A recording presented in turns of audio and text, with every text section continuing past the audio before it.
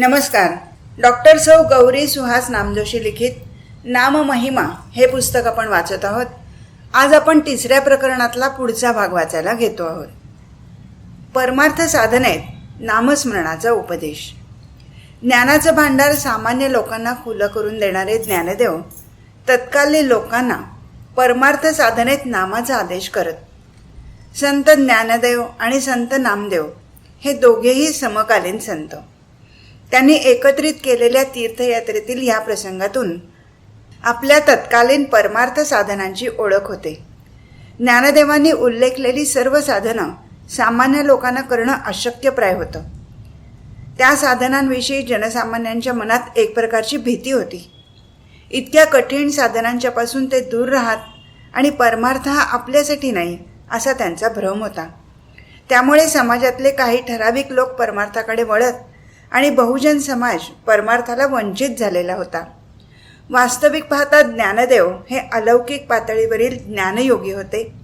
हठमार्गाने कुंडलीने जागृत करण्याचं सहज कौशल्य त्यांच्याजवळ होतं.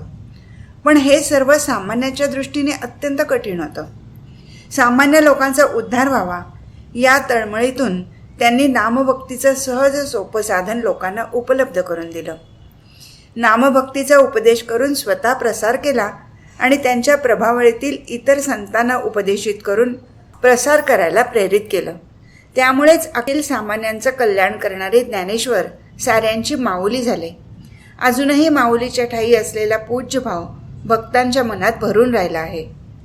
नामभक्तीसाठी पुण्य. ज्ञानदेव म्हणतात, जन्मजन्मांतरी असेल पुण्य सामग्री, तरीच नाम जिव्हाग्री येईल श्रीरामाचे. पांडुरंगाच्या नवसाने दमा आणि कारुंड या शूद्र दाम्पत्याला झालेली जनी 5 वर्षाची झाल्यावर दमाने नामदेवाच्या वडिलांच्या ताब्यात दिली. त्यामुळे ती नामयाची दासी झाली. हे सारे सुकृताचं फळच म्हणावं लागेल. त्यामुळे दळिता कांडिता जनाबाईच्या मुखात अनंताचं नाव येत होतं. अनंत जन्माच्या पुण्याईनं हरिनाम ओठात येतं हे खरंच, पण तसं काही नसता नामाच्या उच्चाराने अनंत जन्माचं पाप जातं. म्हणून संत निर्मळा म्हणतात, अनंत जन्माचे पुण्य जयासाठी तोची उच्चारी होती हरिनाम.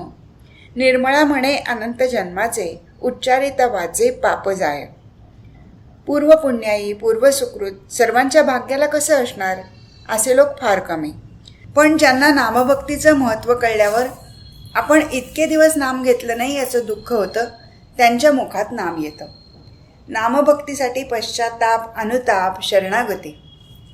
नरदेहाची सार्थकता आणि नरदेहाची दुर्लभता याची जाणीव जर माणसाला झाली तर आत्तापर्यंत आपण या देहाचं काहीच सार्थक केलं नाही असं वाटून माणसाला पश्चाताप वाटतो. आयुष्यात सुखाच्या मागे लागलं तर सुख पुढेच धावतं, हाती लागत नाही. आणि कधी सुख मिळालं असं वाटलं तरी त्या सुखाचा अनुभव आनंद घेईपर्यंत दुःख उभं टाकतं. जीवनात सर्व ठिकाणी वाटणारी अपूर्णता, वाट्याला येणारं अपयश अशा दुःखाने निराशा वाटून पश्चाताप वाटतो. संसारात माणसाला आध्यात्मिक म्हणजे मानसिक, आधिभौतिक म्हणजे भूतांच्या संयोगाने आणि आधिदैविक म्हणजे देवाकडून होणारं असे त्रिविध ताप असतात. या तापांचा त्रासांचा त्रास वाटून अनुताप निर्माण होतो. अशा त्रासांनी पीडित होणारा माणूस परमार्थाकडे वळतो. म्हणून समर्थ रामदास म्हणतात, संसारे दुखावला त्रिविध तापे पोळला, तोची एक अधिकारी जाहला परमार्थासी. दासबोध. समर्थाची करुणाष्टकं अनुतापातूनच निर्माण झाली आहेत. अनुदिनी अनुतापे तापलो रामराया, पस्तावलो कावलो तप्त झालो, तुझा दास मी व्यर्थ जन्मासी आलो. लल्लाट रेषा तरी पालटेना, तुझवीण रामा मज कंठवेना. या शरणागतीत अनन्यता असेल तर भक्ती अधिक तन्मयतेनं आर्ततेनं घडते. आपली चूक झाली ती सुधारायला हवी या जाणीवेने भक्ती सुरू होते. नामभक्तीसाठी सारासार विचार, नित्य अनित्य विवेक. पशु पक्षी कीटक इत्यादींपेक्षा नरदेह श्रेष्ठ आहे. त्याचं प्रमुख कारण कोणालाही नसलेली बुद्धिमत्ता, विचार करण्याची शक्ती नरदेहात आहे. परमार्थात करावा लागणारा सारासार विचार, नित्यानित्य विवेक करून योग्य मार्गाने भक्ती करण्यासाठी केवळ नरदेह हेच साधन आहे. सत असत, बरं वाईट, खरं खोटं योग्य अयोग्य याबाबतचा निर्णय करणारी सद्बुद्धी म्हणजे विवेक. दृश्यादृश्य, व्यक्ताव्यक्त, आत्मानात्म, वास्तव आणि भ्रम यांची पारख करून त्यातील सार शोधणं, शाश्वताचा स्वीकार करून अशाश्वताला दूर करणं, हे काम सद्बुद्धीचं म्हणजेच विवेकाचं आहे. सत्व रजतम या त्रिगुणांचं बनलेलं जगत हे आसार असून केवळ निर्गुण परमात्मा हाच सत्य आणि सार आहे. तेव्हा या सार आसाराचा विचार केला असता त्या सत्यस्वरूप परमेश्वराचंच म्हणजे हरीचं चिंतन करणं हेच योग्य होय. पण प्रत्यक्षात मात्र सर्व जीव या त्रिगुणांना सत्य मानून त्या त्रिगुणात्मक सृष्टीत त्या गुणात्मक वृत्तीच्या तादात्म्यानेच विविध शुभाशुभ कर्म करून जन्म मरणरूपी संसार बंधनात अडकलेले आहेत. हे त्रिगुण प्रकृतीपासून बनले आहेत, त्यामुळे ते अनित्य आहेत, म्हणून ते दुःखाला कारणीभूत होतात. आपलं घरदार आपण सारे नाशिवंत, नाम हे सार, म्हणून चोखोबाच्या पत्नी सोयराबाई घर संसार सर्व वावगा आहे, नाशिवंत आहे याची जाणीव करून देतात. वावुगे घरदार वावुगा संसार, वावुगे शरीर नाशिवंत, एक नामसार वावुगा पसार, नामची निर्धार तरती जन. आपण आणि आपलं कुटुंब सर्व लोक नाशिवंत. त्या नाशिवंतासाठी सर्व रडतात. कुटुंबाच्या मोहमायेत माणूस गुंततो, संसारात आशा ठेवतो, भरवसा ठेवतो. पण जगाचा अनुभव असा आहे की माणूस मरण पावल्यावर सर्व त्याला एकट्याला सोडून देतात. चोखोबा म्हणतात, ताटी धरणारे चौघे स्मशानात पोहोचेपर्यंत असतात, नंतर ते पळून जातात. या सर्वांसाठी दुःख करत बसण्यापेक्षा राम नाम घ्यावं, ते नित्य आहे. अशा प्रकारे नित्य अनित्याचा विवेक चोखोबा सांगतात आणि म्हणतात, नाशिवंतांसाठी रडती रांडा पोरे, काय ज्याचे खरे स्त्री पुत्र, लावून या मोह भुलविले आशा, काय त्याचा भरवसा धरती जन. सकळही चार अंती ते पळती, चोखा म्हणे कान गाती रामनाम. गुरुच्या मार्गदर्शनाची आवश्यकता. सारासार विचार नित्यानित्य विवेक सहजी होत नाही. त्यासाठी गुरूंच्या मार्गदर्शनाची गरज असते. परिपूर्ण ज्ञानासाठी परमार्थात गुरु मिळणं आणि गुरुची कृपा होणं महत्त्वाचं असतं. ज्ञान, वैराग्य, भजन, स्वधर्मकर्म, कथानिरूपण, श्रवण, मनन आणि नीती, न्याय, मर्यादा या साऱ्या गोष्टी असणारा सद्गुरू उत्तम. तो गुरु मोक्षदाता असू शकतो. परमार्थ मार्गात गुरुकृपेला अत्यंत महत्त्व आहे. गुरूंचे खूप प्रकार असतात. उपदेशाबरोबर शिष्याला गुह्य ज्ञान करून देणारा, नित्यानित्य विवेक, सारासार विचार करायला लावणारा गुरु महत्त्वाचा ठरतो. अद्वैताचा सिद्धांत मांडणारे ज्ञानेश्वर महाराज हरिपाठात म्हणतात, द्वैताची जाणणी गुरुविण ज्ञान, तया कैसे कीर्तन घडेल नामी. अज्ञानाने भासणारी द्वैत प्रतीती परब्रह्म वस्तूच्या यथार्थ ज्ञानाखेरीज अन्य उपायांनी निवृत्त होत नाही आणि ते ज्ञान सद्गुरूखेरीज प्राप्त होत नाही. आचार्यवान पुरुषो वेद, तद्वी ज्ञानार्थ सद्गुरू मेवाभिगच्छेत इत्यादी श्रुती हेच तत्व प्रतिपादन करतात. परमार्थ मार्गात गुरु मिळाले नाहीत किंवा गुरुकृपा झाली नाही तर भक्ताचे श्रम व्यर्थ जातात. त्याला योग्य दिशा न मिळाल्यास त्याला ज्ञानाचं आकलन व्हायला वेळ लागतो. नामभक्तीमध्ये गुरूंनी सांगितलेल्या नामाला अधिक महत्त्व असतं. त्या नामाला सबीज नाम म्हणतात. ते नाम श्रद्धेने घेतल्यास लवकर फलित होतं. गुरुशिवाय स्वतःच्या मनाने नाम घेतल्यावर ते फलित व्हायला वेळ लागतो. जीव आत्मस्वरूपाला विसरतो आणि मायेने अज्ञानी होतो. अशा वेळी गुरु जागृत करतात. त्यामुळे अज्ञानाने स्वरूपाचा पडलेला विसर जाणवतो आणि आत्मज्ञानाचं आकलन होतं. म्हणजेच आत्माराम प्रकाशतो, कळतो. हरिविण न दिसे गुरु सांगतसे, हरी हा प्रकाशे सर्वरूपी. निवृत्तीने कोंदले सद्गुरूंनी दिधले, हरिधन भले आम्हा माझी. निवृत्तीनाथ. गहिनीनाथांच्या कृपाप्रसादाचा लाभ पुढे आपल्या संत परिवाराला कसा झाला हे निवृत्तीनाथ पुढील अभंगातून सांगतात. गयनी गवार कृपेचा उद्धार, वरुषला उदार अमृतमय. तोची बोध साचा मुक्ताईसी लाटा, चालिले वैकुंठा समारंभे. कुंचे गरुड टके टाळश्रुती हरी, चालिले गजरी हरिसंगे. निवृत्ती वैष्णव सोपान खेचर, करिता ती गजर हरिनामे. नामदेव म्हणतात, सद्गुरूशिवाय नामसाधन प्राप्त होत नाही. सद्गुरू वाचुनी नाम न ये हाता, साधन साधिता कोटी गुणे. नामदेव म्हणे सद्गुरूपासून नाम घ्या जाणवनी नाना काही. सर्व लोकांना गुरु मिळतात असं नाही. काहींना गुरु खूप उशिरा भेटतात. गुरु शिष्याची भेट हा सुद्धा योगच घडून यावा लागतो. त्यासाठी ईश्वराची कृपा व्हावी लागते. त्यासाठी पूर्व सुकृत लागतं. संत तुकारामांना बरेच दिवस कोणी गुरु मिळाले नाहीत, पण एका रात्री तुकारामांच्या भावपूर्ण भक्तीला सद्गुरू बाबाजींची कृपा लाभली. त्यांनी स्वप्नात येऊन रामकृष्ण हरी हा जप सांगितला. तुकारामांना वाटलं गुरूंनी आपली पात्रता सोय पाहून आपल्याला हा मंत्र दिला. हे स्वप्न त्यांच्या भक्तीला धुमारे येणारं ठरलं. तुकाराम म्हणतात, सत्य गुरु राये कृपा मज केली, परी नाही घडली सेवा काही.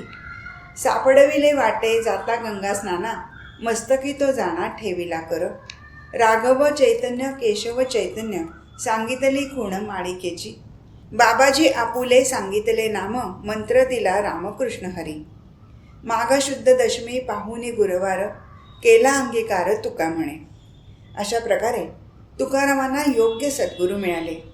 त्यांनी दिलेल्या मंत्राबद्दल ते म्हणतात, माझी मनीचा जाणोनिया भाव, तो करी उपाव गुरुराव. आवडीचा मंत्र सांगितला सोपा, जेणे नोहे गुंफा कोठे काही. तुका म्हणे मज दावी याला तारू, कृपेचा सागरू पांडुरंग. तुकाराम महाराज म्हणतात, मला गुरूंनी नामरूपी नाव आणि कृपेचा सागर पांडुरंग हा नावाडी, हे दोन तुला भवसागरातून तरुण नेतील असं सांगितलं. नामभक्तीसाठी संत संगतीची गरज. वारकरी संप्रदायांच्या संतांचं जीवन लक्षात घेतलं तर असं जाणवतं की समकालीन संत काही ना काही निमित्ताने एकत्र येत. संत मेळाव्यात विचारांचं आदान प्रदान होई. संत चरित्रातून असे अनेक प्रसंग चित्रित केलेले दिसतात.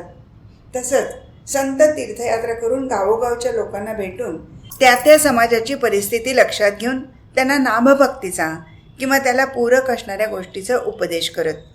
अशा संत संगतीतून नामप्रेम वाटून नामाचा प्रसार होई. संतांचं आदर्श जीवन संत सहवासात जवळून पाहायला मिळे. सद्गुणांचा लाभ होई. संत संगती हा देखील परमार्थाचाच भाग आहे असं निर्मळाबाई म्हणतात. परमार्थ साधावा बोलती या गोष्टी, परी न ये हातवटी काही त्याची. शुद्ध भक्तिभाव नामाचे चिंतन हेची मुख्य कारण परमार्थ. निर्मळा म्हणे हाची परमार्थ, संतांचा सांगात दिनदिशी. संत संगतीत कीर्तन ऐकलं तर श्रीहरीची मूर्ती अंतरी ठसते असं एकनाथ सांगतात. जेणेकरून मूर्ती ठसावी अंतरी श्रीहरीची, ऐशी कीर्तन मर्यादा आहे संतांच्या घरची. ईश्वराची भक्ती आणि नामकीर्ती म्हणजे नामस्मरण हे संत संगतीत घडतं. म्हणून संत संगतीला भक्ती आणि नामस्मरणाची माता किंवा जननी म्हटलं आहे. एवढं महत्त्व नामभक्तीसाठी संत संगतीचं आहे. संत संगतीमध्ये नाम दुणावतं, वाढतं, दुप्पट होतं. संत संगतीचं वर्णन करावं तेवढं थोडं. संत ज्ञानेश्वर म्हणतात, संतांचे संगती मनोमार्गे गती, आकळावा श्रीपती येडे पंथे. नामभक्तीसाठी साधू संतांची लक्षणंच समजून घेणं. प्रपंच आणि परमार्थ संपन्न करून जनमानसात आदर्श ठरणाऱ्या संत एकनाथांनी वर्णिलेली संत लक्षणं असणारा अभंग असा. साधू म्हणावे तयासी, दया क्षमा ज्याच्या दासी. जयापाशी नित्य शांती, संत जाणा आत्मस्थिती. ज्याचे गेले कामक्रोध, तेची साधू जगी सिद्ध. सर्वाभूती दया, साधू म्हणावे ऐसिया. जग ब्रह्मरूप जाण, हेची साधूचे लक्षण. सर्वाभूती समदृष्टी, तोची साधू इये सृष्टी. एका जनार्दनी संत, नित्य साधी आत्महित. सद्गुणांचे पुतळे असणाऱ्या संतांचे प्रमुख 8 गुण एकनाथी भागवतात सांगितले आहेत. ते असे: निरपेक्षता, सच्चित, प्रशांतता, समदर्शी, निराभिमान, निरहंकार, निर्द्वंद्व, अपरिग्रही. हे 8 गुण सामान्य माणसाला अंगीकारणं इतकं कठीण आहे. त्यामुळे संत सामान्यांपेक्षा वेगळे जाणवतात. संत तुकाराम म्हणतात, जे का रंजले गांजले, त्यासी म्हणे जो आपुले.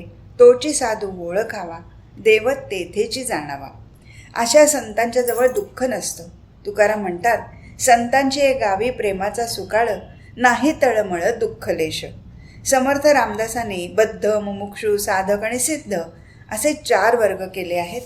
त्यापैकी सिद्ध स्त्री पुरुषांमध्ये संत येतात. समदृष्टी ते संत हे संतांचं मुख्य लक्षण आहे. संत चरणावर विश्वास ठेवला तर नामस्मरणाचा नेम दृढतेने करता येतो. संतांवर श्रद्धा असेल तर एकमार्गाने भक्ती होते, मन द्विधा होत नाही. गाढ श्रद्धा झालेल्या संतचरणी शरण जावं, शरणागतीने भक्ती लवकर साधते. नामभक्तीसाठी संतांना शरण जावं. श्रीपतीचं आकलन होण्यासाठी संतसंगती हवी असं ज्ञानेश्वर म्हणतात. संत एकनाथ म्हणतात, वेद पुराण यांच्या अभ्यासापेक्षा संतांना शरण जावं म्हणजे नाम कळतं.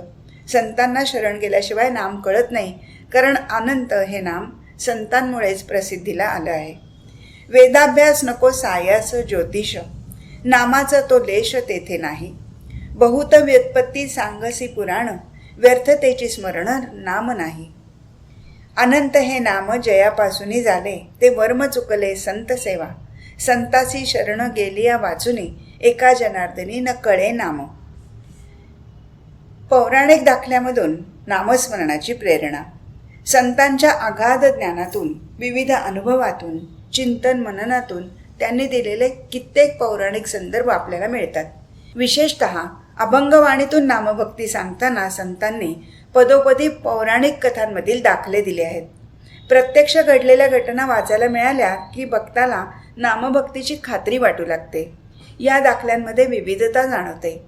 मानवाच्या विविध मानसिक स्थिती, परिस्थिती, माणसाची जात, योग्यता, वय, भक्ती करायला झालेलं निमित्त, स्वीकारलेला भक्तीचा प्रकार, भक्तीचं फळ, भक्ताच्या मनावर झालेला परिणाम आणि भक्ताला मदत करण्यासाठी ईश्वराने स्वीकारलेली भूमिका, त्याने भक्तांचा उद्धार करण्यासाठी वापरलेली पद्धती, अशा विविध स्तरातून घडलेल्या घटना, त्यात नामभक्तीचं असलेलं महत्त्व यासारख्या अनेक गोष्टींचा अंतर्भाव झालेला दिसतो.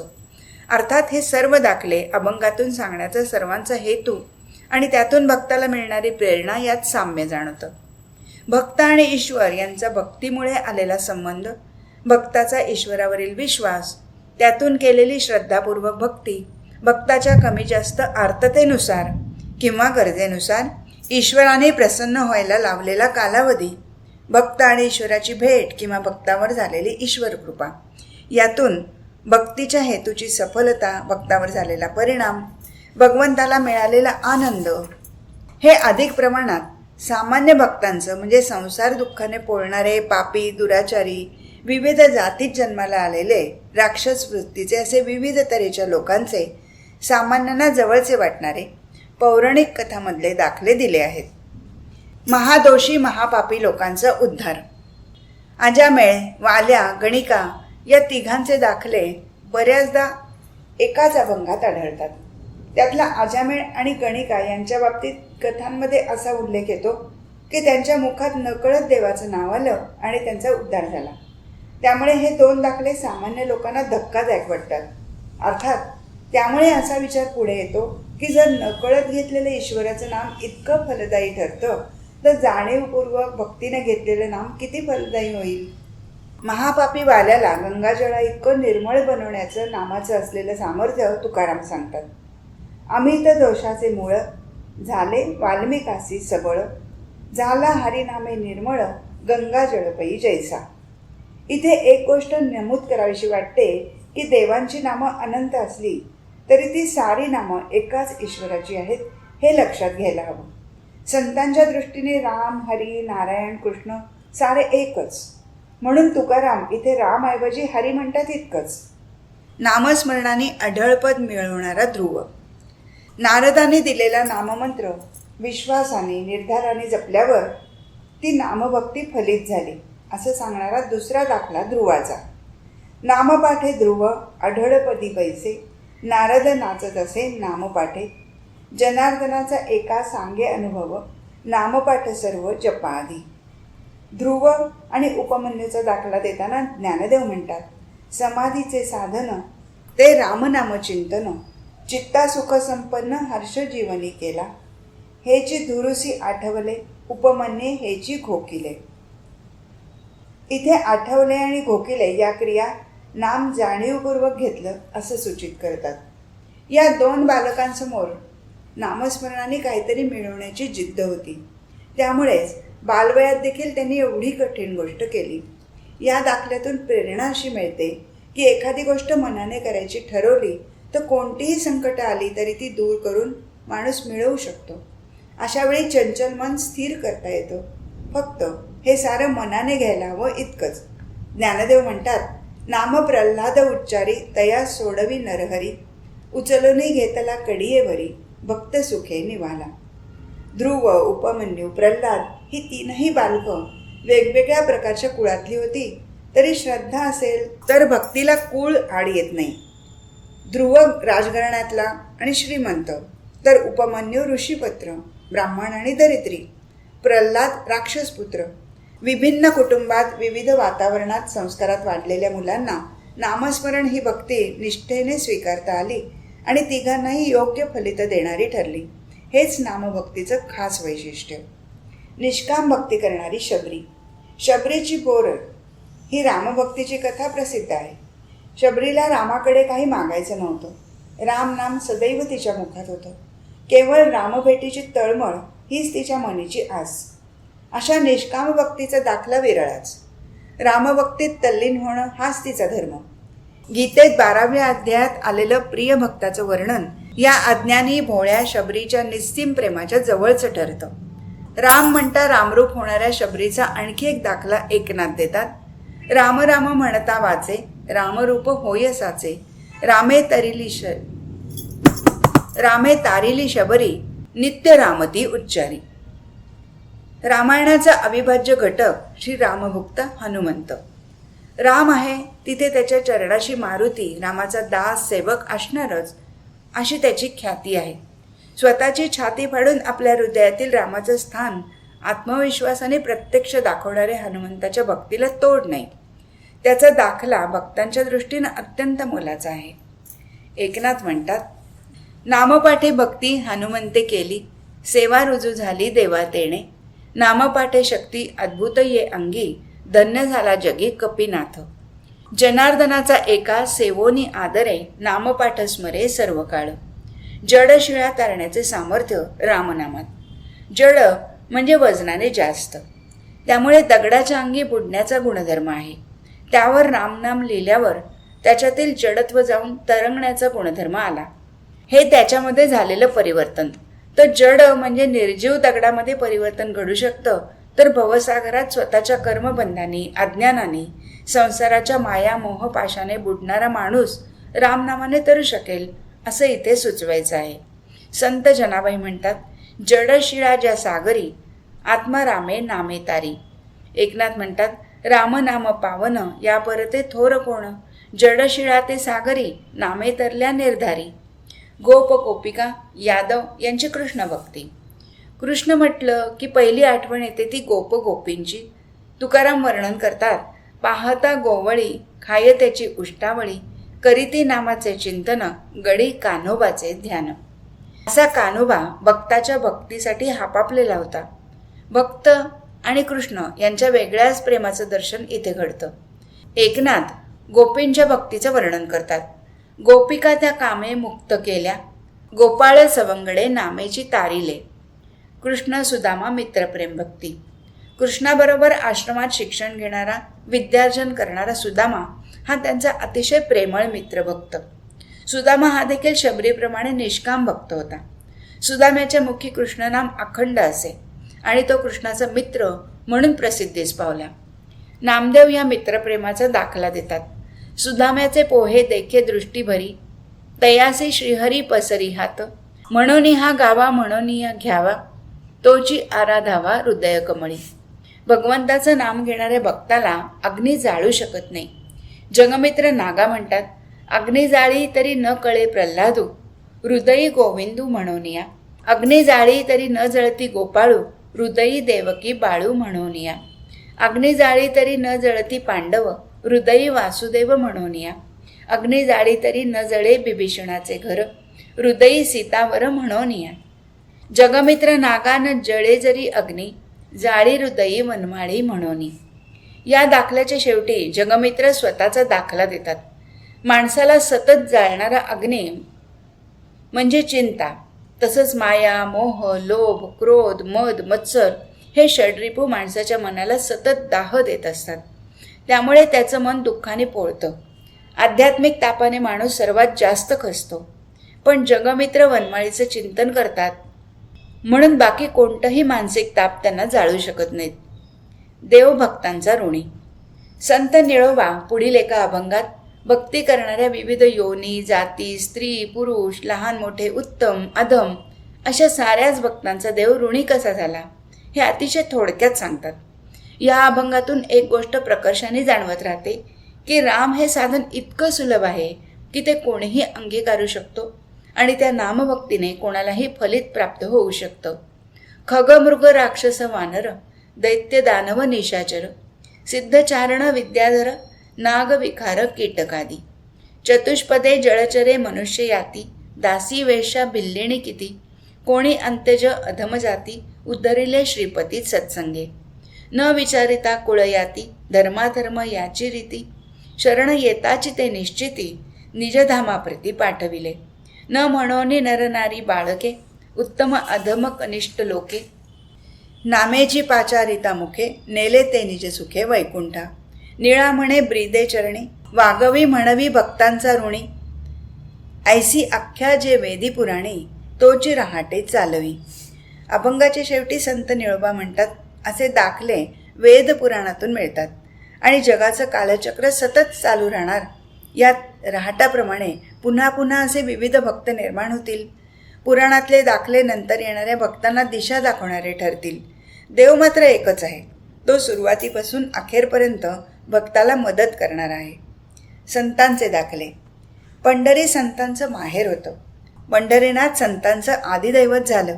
पंढरीनाथाचा सहवास सातत्याने मिळणारे नामदेव भक्त प्रल्हादाप्रमाणे ईश्वराच्या अनुसंधानात राहून सदैव नाम घेतात. म्हणून संत नामदेवांना भाग्यवान समजतात. याबद्दल नामदेव पंढरीनाथांचं ऋण मानतात. नामदेव देवाचा आवडता भक्त आहे असे सांगणारा दाखला एकनाथांच्या पुढील अभंगात मिळतो. नामपाठे नामा शिंपितो तरला, तयाची देवाला आवड मोठी, जाऊनी जेवणे उच्चिष्ट भक्षणे, रामनामे देणे इच्छिले ते. यतिहीन चोखामेळा देवाने उद्धारला, मुक्तीला नेला असं सांगणारे दाखले आढळतात. ते असे: नाम तारक हे थोर, नामे तारिले अपार, आजामेळ उद्धारिला, चोखामेळा मुक्तीस नेला. नामस्मरणाला जातीचं बंधन नाही, धर्माचं देखील नामस्मरणाला बंधन नाही असं नाथांच्या पुढील अभंगचरणातून सांगितलं जातं. नामे चोखामेळा केला पावन, नामे कबीर कमाल तरले जाण, नामे उंच नीच तारिले, एका जनार्दनी नाम बोले. एकनाथ सांगतात, विविध जातीचे लोक नामाने यापूर्वीच तरले आणि यापुढेही तरतील अशी खात्री ते देतात. उत्तम मध्यम चांडाळ, अंत्यजही तरले खळ, ब्राह्मण क्षत्रिय वैश्य शूद्र, नामे पवित्र पै जाहले, यवनवाणी तो कुंभार, शिंपी सोनार तरले, एका जनार्दनी सांगू किती, मागे तरले पुढे तरती. असा नामाचा महिमा अपूर्व आहे. वैष्णवांनी या नामाचा अनुभव घेतला आहे. त्यामुळे सारे जण नाम घेता घेता नामाचा महिमाही गात राहतात, सांगत राहतात आणि लोकांना नामभक्तीला लावतात. आज इथेच थांबू. हरिओम तत्सत.